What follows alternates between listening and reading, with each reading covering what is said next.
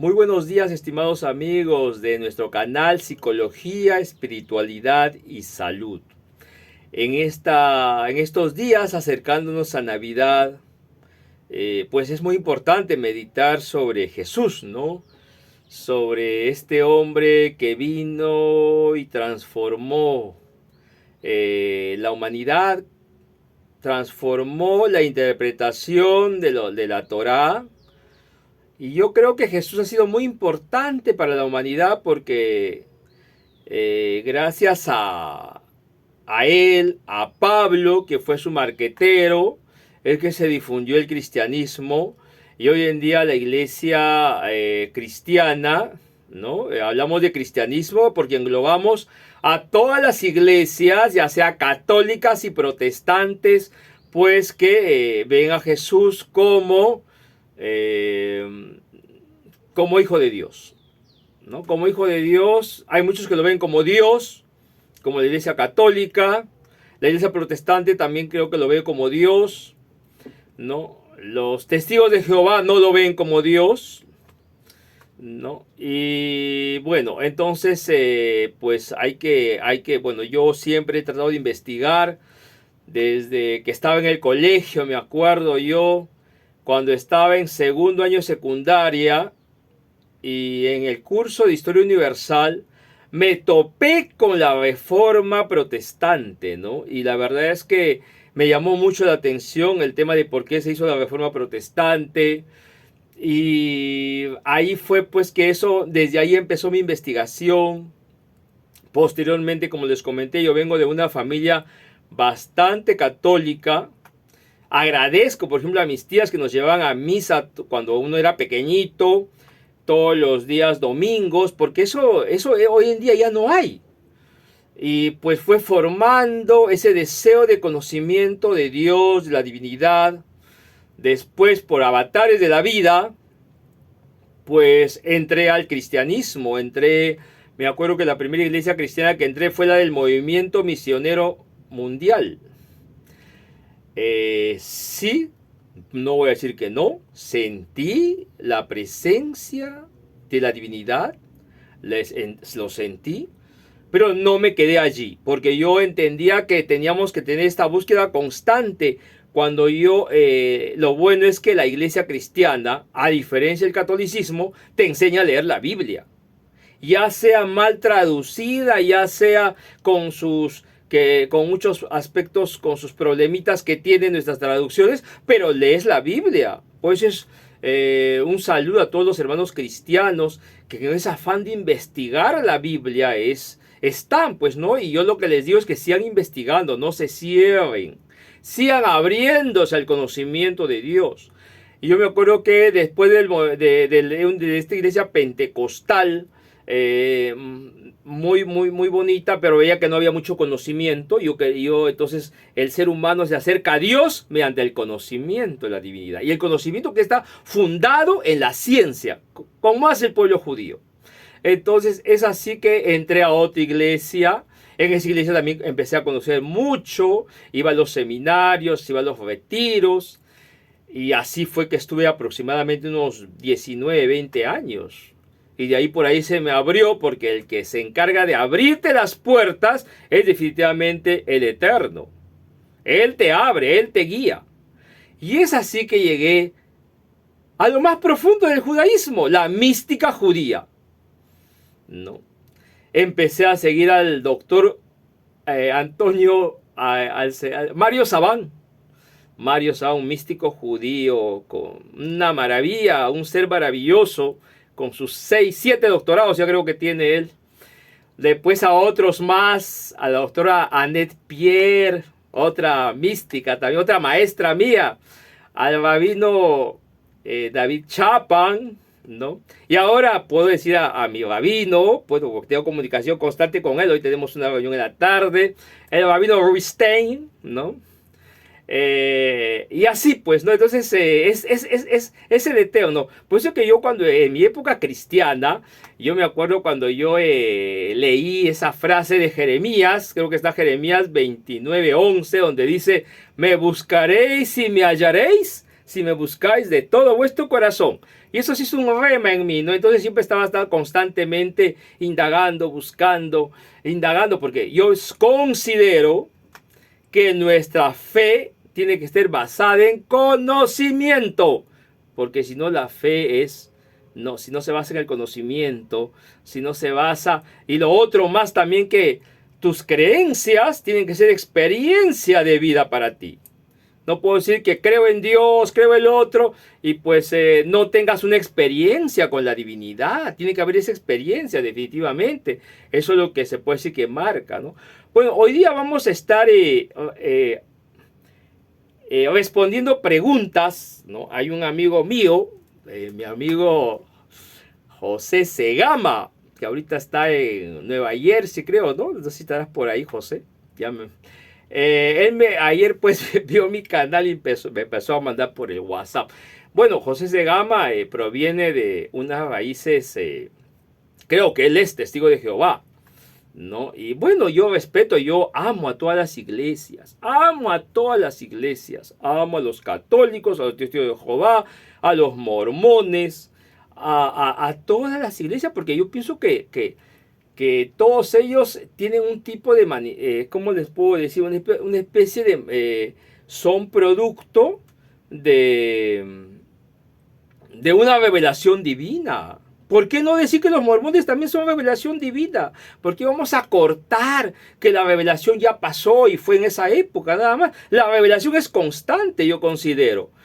Los testigos de Jehová también, ellos también tienen su revelación. Algo interesante de los testigos de Jehová, por ejemplo, es que ellos, los testigos de Jehová, no consideran que Jesús es Dios, ¿no? Y ahí sí estamos más cerca, nosotros, en este pensamiento que yo tengo hoy en día, ¿no? Entonces, los testigos de Jehová, el Antiguo Testamento, por eso es que él ayer, confundido, nuestro querido José Segama me escribió y me dice, me pone acá en el WhatsApp, Isaías 61, ¿cuál versículo? Me dice, claro, porque yo uso, bueno, tengo varias Biblias, tengo como 5 o 6, pero ahorita estoy usando esta versión que está acá, es la Reina Valera, ¿no? La Reina Valera, hay que saber quién lo escribió, porque tienes que saber, pues, porque si no sabes quién le escribió, si andas en el analfabetismo, ¿no? Hay que saber. La Reina Valera, por ejemplo, fue una traducción de la Reforma Protestante, ¿ya? Esta traducción de la Reforma Protestante fue escrito por 2 monjes católicos que después se llegan a separar de la Iglesia Católica. Uno de ellos es Cipriani de Valera y el otro no me acuerdo cómo se llama, Juan Reina, creo que se llama. Vamos a ver por acá, creo que por acá lo tenemos. A ver, vamos a ver.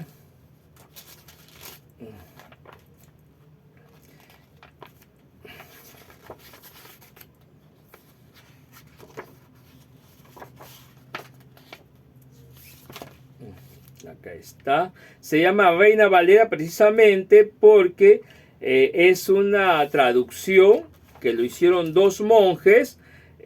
Uno de ellos se apellidaba Valera, ¿no? Y el otro era Reina, ¿no? Reina Valera. Y esta es la versión que tengo acá.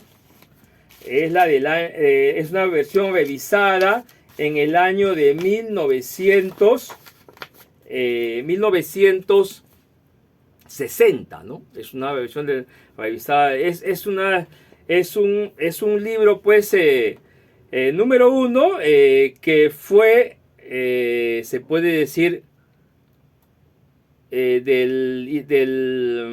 que fue traducida, ya fue traducida de la Biblia protestante, porque resulta que es muy importante que sepamos historia, mis estimados seguidores. Si no sabes historia, estás en el aire. No puedes creer que la Biblia es palabra de Dios. No, porque hay muchos que eso es el fanatismo. Tienes que estudiar, ¿no? Es palabra inspirada por Dios. Considero que la Torah es lo único que puede ser palabra de Dios.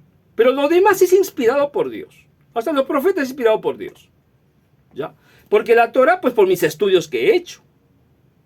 Pero lo demás es palabra inspirada de Dios. Entonces necesita un estudio, necesita saber dónde, quién lo escribió, cómo fue, de dónde vino. Porque si te vas a dar cuenta, esta Biblia es muy diferente a la que a las que usan los testigos de Jehová. ¿Y por qué? Porque tienen traducciones diferentes. La que tienen los testigos de Jehová es una Biblia que se ha traducido el Antiguo Testamento de la versión en hebreo. O sea que es la que más se acerca, se puede decir, en el Antiguo Testamento a una Biblia más verídica. En cambio, las otras Biblias se han traducido del griego, de la Septuaginta, que se tradujo en el año aproximadamente 250 de nuestra era. No, de la era anterior, disculpen, no es de la era anterior. Se creó la Septuaginta, mejor dicho, se tradujo del hebreo al griego. Y eso se hizo en Alejandría, ¿no? Entonces es muy importante que sepamos historia. Ya, entonces, en el caso de la Reina Valera, esta se traduce en 1569 de una versión protestante. Acordémonos, hay que saber qué es el protestantismo, cuándo se inició. El protestantismo se inicia aproximadamente en el siglo XVI, en 1532 con Martín Lutero, pero antes de Martín Lutero ya había movimientos protestantes, ¿no? Movimientos que se quejaban porque la poderosa Iglesia Católica que había dominado aproximadamente casi como 1000 años, porque la Iglesia Católica se crea en el año 325 en el Concilio de Nicea por el emperador, ¿cómo se llama este emperador? Constantino, ¿no? Entonces es necesario que sepamos cómo fue. Se unifican las creencias, porque antes de ese año, antes del Concilio de Nicea, había muchos movimientos cristianos. Había los movimientos cristianos que decían que Jesús no era Dios. Otros decían que Jesús era Dios. Otros decían que Jesús era Dios y era hombre al mismo tiempo. Entonces, ahí el emperador Constantino quería unificar su imperio y reúne a todos los obispos, ¿ya? Va a reunir a todos los obispos en Nicea, ¿no? Y dice, acá tienen que ponerse de acuerdo. Y como no se ponían de acuerdo los obispos, porque había comida, había pan ahí, entonces les dijo, les tengo a pan y agua, y puso al ejército romano alrededor de ellos. Y ahí se pusieron de acuerdo, y ahí fue que sale el Concilio Niceo, en el cual de ahí se crea el credo, pues no creo en Dios Todopoderoso, en Jesucristo, su único Hijo, que fue concedido por el Espíritu Santo, y todo ello, el credo niceo. Entonces ahí es necesario que aprendamos, que sepamos historia, si no estamos en la luna de Paita, y nosotros tenemos que ser hoy en día que estamos entrando en un periodo, nos estamos acercando, se puede decir al sexto milenio en el calendario judío. Tenemos que tener conocimientos, porque los conocimientos es lo que va a cimentar tu fe. Parece, ahí ya te respondí, mi estimado José, es probablemente que tu Biblia no coincide con la mía, porque yo uso la traducción Reina Valera. Tengo también la traducción Testigo de Jehová, pero tengo en mi casa de Caraballo. Y ahorita estoy en Santiago de Surco, y no lo tengo acá todos los libros, ¿no? Entonces tengo esa versión, y tengo varias versiones, tengo como 5 o 6 versiones del tema de las Biblias, ¿sabes? Porque me gusta investigar, hay que investigar. A Dios le place que busques el conocimiento, aunque nunca lo encontremos totalmente, porque dicen los místicos judíos, dicen que moriremos en ese afán, y cuando otra vez nos encontremos con él o bajemos acá otra vez, seguiremos conociendo. Y según lo que escuché del doctor Mario Sabán, él sostiene que Enoc fue elevado al cielo. ¿Por qué? Porque le gustaba conocer de Dios. Ese conocimiento profundo fue elevado al cielo. Igual pasó con Elías. Dice que Elías, según el Talmud, ¿no? Dice que el Talmud es un libro, es muy importante que sepamos qué es el Talmud también. El Talmud es un libro de recopilación, ¿ya?, de explicaciones de los textos del Antiguo Testamento. Él dice que estudiaba hasta que las velas se acababan, ¿no? Y todas las noches pasaban con vela y estudiando en esas épocas de portería. Por eso también se fue al cielo, se lo llevaron, ¿no? Entonces esas ganas de conocer al Eterno es fabuloso, es necesario. Vamos a ver qué más me dice él. Acá dice... ¿Qué me ha puesto acá, mi estimado? Dice, que ya te respondí. Dice, Isaías 61, ¿cuál versículo? Me dice, claro, tú usas pues una traducción. Se puede decir que tu traducción es más exacta. Esa Biblia la tengo en el otro lado. Pero por eso es que no coincidía. Pero ya te mandé el texto, espero que lo hayas leído. Orlando, estás equivocado, dice. No dice, creo que se habla, previa investigación. Ah, ya te estoy explicando por qué él pensaba que me había equivocado. No hables lo que tú piensas, sino lo que piensa Jehová Dios. Jehová piensa.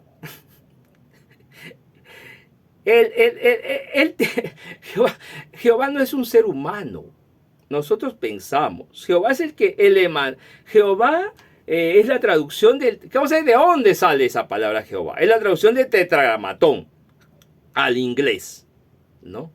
El tetragramatón, la próxima voy a tener una pizarrita acá, lo voy a escribir en hebreo, es la Yud, la Ji, la Bab y la Ji, se ha traducido como Yahvé, en el caso de los seguidores católicos, y Jehová en el caso de los seguidores protestantes, ¿no? Entonces se puede decir que esa traducción en sí también creo que es la que más se acerca, ¿no? Porque en los judíos, por ejemplo, el nombre de Dios que es tan sagrado, no lo pueden mencionar. Porque dicen que cuando mencionas el nombre de Dios, no lo pueden mencionar. ¿Por qué? Porque tampoco ni ellos saben cómo se pronuncia. Porque la Torá, esto también tienen que saberlo. La Torá fue escrito únicamente con consonantes. La Torá no tiene vocales. Por tradición, hasta la destrucción creo que del segundo templo o del primer templo, se sabían cómo se decía, ¿no? Y dicen que el sumo sacerdote cuando entraba en Yom Kippur, en el día del perdón, a hacer los sacrificios, él tenía que entrar con una soga acá y tenía unas campanillas en sus vestidos. ¿Para qué? Porque si de repente él pronunciaba el nombre y él había pecado, él caía muerto inmediatamente, porque su nombre es poderosísimo, ¿no? Entonces caía muerto. ¿Y qué hacían? Como veían los que estaban atrás, que no sonaban las campanillas, con la soga lo jalaban, ¿no? Por eso es que los judíos no nombran, no dicen Jehová, no dicen Yahvé, ellos dicen Hashem. Hashem en hebreo significa el nombre, porque tiene mucha reverencia al Eterno, ¿no? Entonces vamos a seguir más adelante qué es lo que dice, a ver. Dice, el ser humano vive 60, 70, 80 años, Víctor. Habla con la Biblia. No sé si me acuerdo, que creo. Yo tengo mis hipótesis. Ya, él dice que no tenga hipótesis. O sea, que no piense. Pero si el Eterno nos ha dado el cerebrito para pensar, para analizar, mi estimado José, para estudiar. Por eso que estoy estudiando hebreo. Para estudiar nos ha dado. ¿Cómo que no voy a pensar? Mis pensamientos tienen que acercarse a la divinidad. ¿Qué más dice? A ver, estás blasfemando, me ha puesto. Solamente se blasfema ante la divinidad. Si yo digo que Jesús es hijo de Dios, pero que no es Dios, definitivamente no estoy blasfemando. Porque considero que es un ser humano, que vino también con inspiración divina, sus mensajes, ¿no? Tal como también los testigos de Jehová, los mormones, ¿no? Entonces hay inspiración porque solamente Dios mueve el universo. Solamente existe Él. La sabiduría lo da Jehová. Ahí sí estamos de acuerdo, porque siempre hay que pedir sabiduría, pero sabiduría, y también tú tienes que también buscar conocimiento, porque la sabiduría se basa sobre el conocimiento. ¿Cómo? No es sacar un texto sin contexto y decir que eso es lo que dice Dios. No. Tú tienes que analizar, ver la raíz, de dónde proviene, qué traducción es, para que puedas entenderlo bien. ¿Qué más dice acá? Hay que agradecer a Jehová Dios que nos da el oxígeno, la vida, por supuesto, todos los días cuando me abro los ojos. ¿Qué es lo primero que digo? Te agradezco, Rey viviente y eterno, que has devuelto mi alma con misericordia. Inmensa es tu confianza en mí. ¿Por qué se dice eso? Porque si Dios no quisiese, nos hubiese llevado ya. ¿Qué más dice ahí? A ver, Eclesiastés 9:5 menciona que pasó cuando dejamos de existir. Me viene con Eclesiastés. ¿Qué? Bueno, no he la próxima, porque si no vamos a... La próxima te voy a responder. Voy a buscar Eclesiastés, porque la verdad que no sé qué dice. Porque yo lo que sé, lo más importante para mí, ahora que he empezado a seguir este camino de acercamiento más hacia el Eterno, es estudiar la Torah, la bendita Torah, los profetas, los salmos. Eso es lo más, ¿no? Lo más resaltante.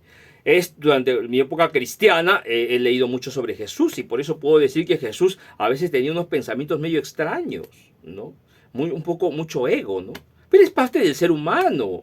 El ser humano somos así imperfectos, pero que Dios lo utilizó, porque el Eterno, el Hashem, diría yo, lo que se dice en la mística judía, el Ein Sof, el que no puede ser conocido porque solamente Él existe, nos usa. Y usa a todos, nos usa a todos, a los mormones, a los testigos de Jehová, a los católicos. Usa también a los islamitas, a todos nos ha usado. Gracias a Jesús es que hoy día pues la Iglesia Católica representa la iglesia más grande, pero lamentablemente no vuelve a sus raíces, a los estudios, sino se basa en dogmas, porque lo que tiene miedo la iglesia es de que tú abras tus ojos, de que estudies y que te convenzas que un dogma, no puedo seguir un dogma de una persona que emite una palabra y que dice que, por ejemplo, que María fue concebida virgen. ¿De dónde? ¿De dónde? Ese es dogma. ¿Qué significa dogma? Que porque creo, porque el Papa dijo, hace un dogma. Y tienes que creerlo. Y si no lo crees, antes te mataban, te vendían a la Inquisición. Pero también creo que eso lo ha hecho, eso también detrás de todo está la divinidad, porque así pues el catolicismo avanzó tremendamente. Después entró el cristianismo, que en Latinoamérica está tomando mucha fuerza, porque son tiempos nuevos. Y el cristianismo es lo que nos acerca más a la palabra. Y lo que nos acerca más a conocer los sagrados escritos, ¿no? Y cuando tú más profundizas, llegas a la Torah. A la bendita Torah. Al Pentateuco que llaman. Y profundizas más y vas a estudiar en hebreo, y vas a estudiar la gematría, y vas a conocer las verdades profundas que están ahí, que Jesús las conocía. Bueno, será todo por hoy y ya te contesté, mi estimado José se llama. Un gustazo, espero verte. Chao.